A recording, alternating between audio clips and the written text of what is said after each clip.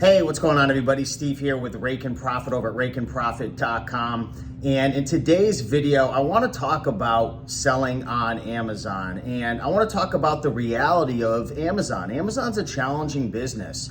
It's not easy. There are struggles that are going to happen. There's going to be struggles with IP complaints. There's going to be struggles with cash flow. There's going to be struggles with trying to source and find enough inventory and managing your time. Maybe you have a family, maybe you have a job.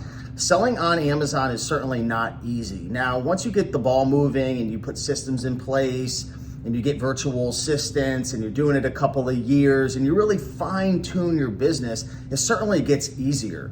But by no means is it easy. It requires capital. It requires having to, sacrifice a lot of time, building out a lot of systems. And at the end of the day, you're playing in Amazon's sandbox, right?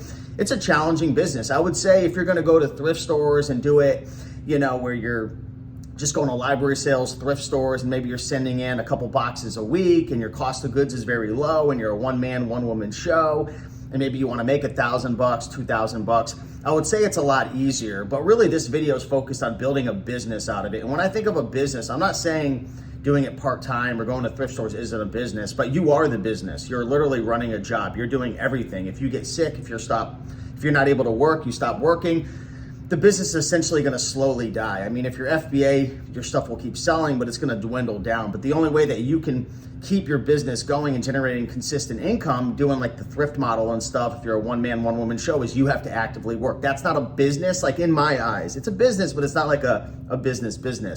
But the truth is, Amazon is hard when you're trying to build a real business out of it. And recently I had to kick a guy out of my eBay to Amazon Facebook group, and I kicked him out of all the groups, and I'm sure he's gonna watch this video, and he's not a bad guy. He's actually a good guy.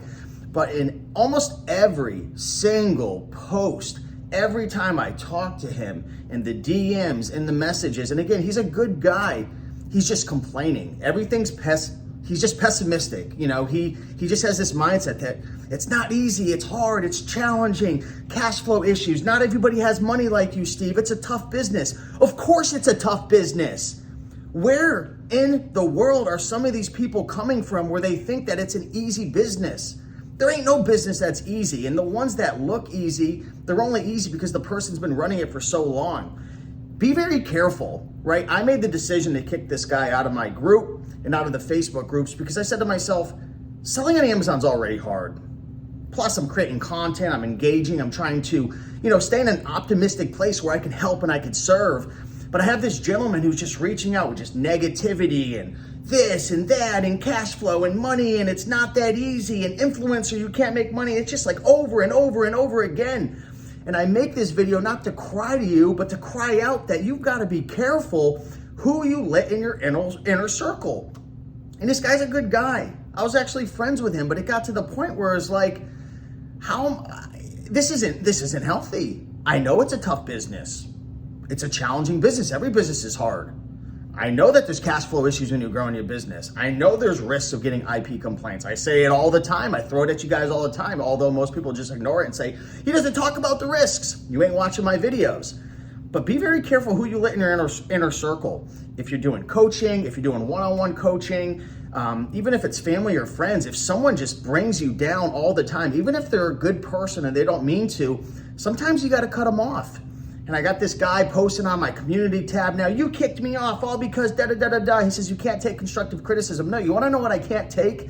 I can't take the fact that every time I talk to you, it's pessimism, it's negativity, it's complaining, it's not that hard. And we had some good conversations, but you got to be careful who you let in because you start to believe all this nonsense. Is there truth to it? Absolutely. Are there risks involved? Is everything he's saying true? Absolutely. But you don't have to put the obvious out there every single time I talk to you or in every single post. It's just a sarcastic, pessimistic, it's like a negative mindset. But you can't take constructive criticism. No, I have to protect my garden. And you've got to be careful, guys, okay? Even there's going to be good people out there. If you allow that negativity to come into your life, it's going to grow weeds. It's going to grow doubt in your life. You're going to grow disbelief in your life, and you've got to be confident as an entrepreneur because selling on Amazon is already hard. Amazon's changing the rules. Fees are going up. There's more competition coming in. There's a lot of logistics and things that you have to know when you're selling on Amazon, but having negativity all the time coming in, I mean, a complaint here and there, criticisms, got it, that's fine, I welcome it. But over and over and over and over and over again, maybe you have a family member who just has to remind you every single day of the percentage of entrepreneurs who fail, of how challenging it is, why you should get a job, it's better to be safe, don't follow your dreams, most people give up, most people quit. Hey, you're not even able to pay yourself. Oh, you're doing all these sales, but you're not investing, you're not taking money out because you're investing it back into business. That's part of business when you're trying to build a business up. There's always going to be sharks in the water. There's always going to be ways your business could get knocked down, that you could go out of business. It's 100% lie to think that I want to find a business where there's no risk. That doesn't exist. It's a fallacy. It's a big fat lie. Business is hard. That's why most people don't make it, because every day you got to get punched in the face and get back up again. Every day you got to be finding new solutions. Every single day there's new problems and challenges and opportunities, and you have to assess, what do I spend my time doing? What system do I build? What workflow do I build? What do I have to do? And that's the challenge. You have to be mentally strong. And when you allow these negative, pessimistic people into your life, even if they are good people, and this guy's a good guy, right? If you're watching it, brother, I don't hate you. I don't dislike you.